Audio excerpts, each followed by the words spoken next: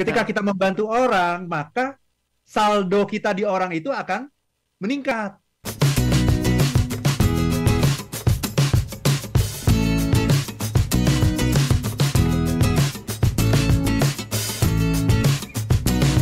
Ada kalimat di sini yang menarik. Bukankah setiap perbuatan baik akan kembali kepada pelakunya? Ini juga sesuatu yang Betul. diharap atau gimana nih? Silakan Pak Arfan. Very good, very good.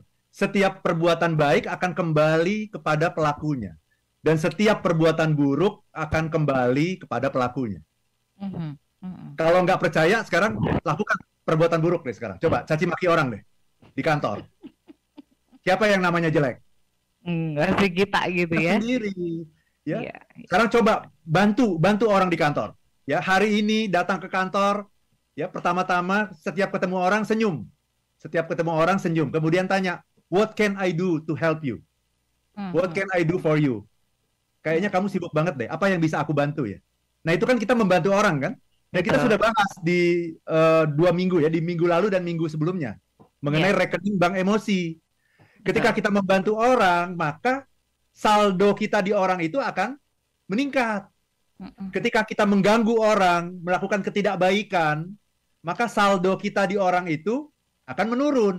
Nah, itu kan sebuah bukti sebetulnya bahwa kebaikan yang kita berikan itu bukan untuk siapa-siapa. Mhm, mhm. Kebaikan itu hanya untuk kita sendiri. Dan ini sebetulnya cukup untuk membuat kita selalu berada dalam lingkaran kebaikan. Iya. Kalau Iya. kalau nggak percaya, lakukan sekarang. Lakukan kebaikan. Sehari ini, berpikirlah untuk selalu menyetor ya deposito, ya selalu deposit gitu ke saldo tabungan orang lain gitu. Dan lihatlah bahwa dunia nanti akan berpihak kepada kita. Semua orang senang sama kita, semua orang ingin bantu kita gitu. Iya. Jadi kebaikan itu bukan buat siapa-siapa gitu. Kalau dalam agama kan seringkali dikatakan begitu ya. Dalam Mhm. agama selalu dikatakan kan, dalam agama ajaran agama apapun, bahwa kebaikan adalah untuk kita sendiri, kejahatan adalah untuk kita sendiri. Tapi kemudian melalui talk show kita ini, kita memberikan bukti-bukti gitu ya, bukti-bukti dalam kehidupan sehari-hari melalui yang namanya rekening bank emosi. Itu terbukti sekali gitu. Itu Mbak Ola. Baik. Sorry, Mbak Vini bukan dari Pontianak ya, tapi nggak ada tulisannya maksudnya tidak ada keterangan di kota mana. Yang dari Pontianak justru Mas Denny. Mas Denny ini, Ya. iya, Mas Denny punya moto nih Pak Arfan, cinta ditolak kerja terus, katanya begitu ya. Nanti lupa cari cinta lagi nih kalau kerja terus nih ya. Terima kasih Mas Denny ya sudah bergabung. Kemudian juga ada Sofian. Terima kasih untuk Mas Sofian yang ada di Surabaya. Ini WhatsApp-nya juga kita terima. Pak Arfan, ngomong-ngomong soal berbuat kebaikan ini bagus banget kita diingetin ya Pak Arfan ya. Karena seringkali kita sebagai makhluk sosial kan memang pengennya itu dibalas gitu loh Pak Arfan Betul. ya. Sama seperti kalau pertandingan kita juga pengennya dapat hadiah atau menjadi pemenang katanya seperti itu. Nah,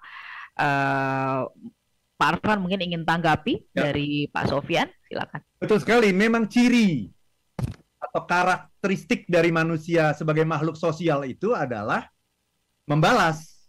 Ketika kita berbuat kebaikan, kita dibalas. Ketika kita bertanya, kita direspon oleh orang lain. Kita menghendaki sesuatu yang bersifat setara. Itu kata kuncinya. Itulah yang namanya makhluk sosial, menginginkan kesetaraan. Ya, menginginkan impas gitu. Segala sesuatu itu impas gitu. Ya. Tetapi kalau kita menjadi seperti itu, kita akan mudah dikendalikan oleh orang lain.